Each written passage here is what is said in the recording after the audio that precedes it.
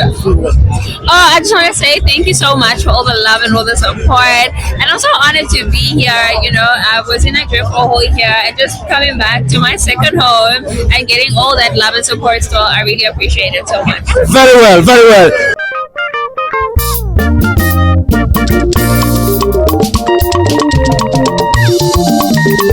Pilot Estate, Landmarking is a must. Pilot Estate, Landmarking is a must. Hello, wonderful people. This is a very exclusive one. I am with the chairman, Igbos in Diaspora Commission, Igbos in Diaspora Development, Igbos in Diaspora everything. Dr. Kingsman Chikelo. Dr. Kingsman Chikelo, the chairman of Nigerians in Diaspora Organization, chairman of Nigerians in Diaspora Commission. Once again, the mission is real. In the diaspora. And that is why Pilot Estate is doing the miracle.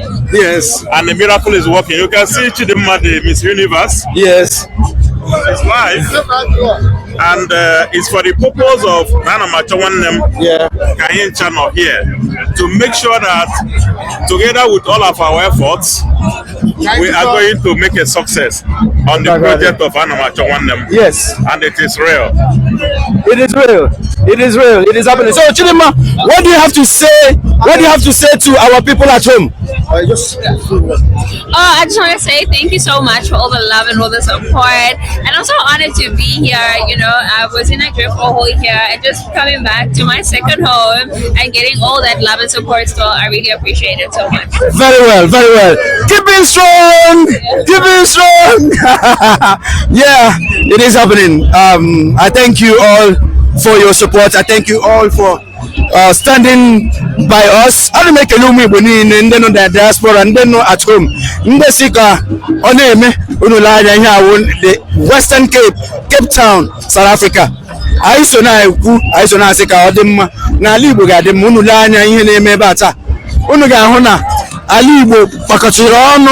Anyị nwere ndị data ebe anyị nwere ndị Igbo nọ na Rivers, anyị nwere ndị Igbo nọ na Edo, anyị nwere ndị Igbo nọ na Kogi ebe anyị nwere ndị Igbo nọ na Anambra, Imo. Anyị nwere ndị Igbo nọ na Akwa Ibom ebe ata. Unu lee anya ọ na-eme ka Chineke meziokwu. We are doing it. We are here and we are here to unify our people. This is Anamacho Wandem Unify Igbos Now, proudly sponsored by Pilot Estate and Properties Limited. Umu Igbo, agimaturu na ase. Pilot Estate and Properties Limited abego ko onorola. Mana ari umu Igbo kwado ni ya.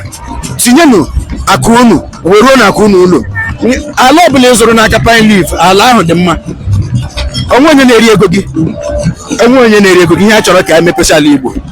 Ka ala Igbo dị mma. Ise. Anamacho Wandem. Anamacho. No, we are not starting program. No, we are not starting. I na bukwa tolo. Agbare na no farm na I na fi in e beg you. The look to anaga. No ya ka talk unite Igbo. You understand? Yeah, I na talk I talk here. Thank you very much. Thank you. Here no tawo Anambra Igbo Day celebration. I bịara ebe a. Anamacho Wandem bịara ebe a Unify Igbos Now. No! Unify Igbos Now, Anamacho Wandem. Proudly sponsored.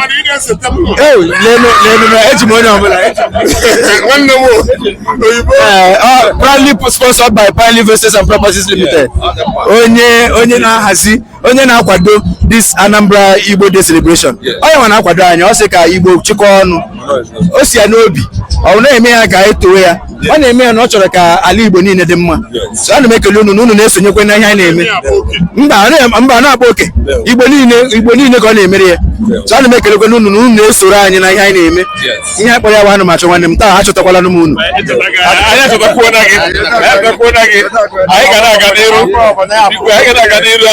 Ihe na-eme tata ọ Chukwu dị na ncha ga-anọkọta ata Igbo niile nwere oke today and ha chọtago nwanne anyị ka isi kwuo chọsiri okwu ike nwe ndị ahịa afụbeghị chọtakwuo ha pọ yes o nwere ndị ahịa afụ anyị ga-achọtakwa ha thank you ka Chukwu mezie okwu udo thank you all right yeah ihe a nọwo na the Western Cape Anambra Igbo Day celebration onweghị ọzọ a na-ekwu onye mụ na ya nọwo the Royal Prince of Ara Kingdom onye ọma onye na-agara Igbo ozi nwanne m ndị niile m na-ahụ na South Africa m na-ajụ ajụjụ ha na-akọwa aka ọlụ gị na ihe ọma ị na-eme ọ gịwa aka na-ahazi ego ị na-emere ụmụ Igbo onye ọbụla chọrọ izite ego ziruo ego n'ụlọ ị na-emere ya ahụ ị na-eme ka ọrụ ahụ ahụ ị na-edosara ha ego na-emere ha ka ihe niile na-adị mma nke m onwe m sokwe na-ahụ ị na-aghọta ana m ekele gị na mgbe ị ga-achọ ka anyị nọnyere gị biko ziere anyị ozi anyị ga-abịa ama m Jenụwarị 7 ọfala nna m nwanyị ọfala ya na ndị Igbo n'ihe ala ụmụ ụdara ọrụ otu ụmụ ụdara Jenụwarị 7 ọrụ otu ụmụ ụdara ihe ala onye nke m udo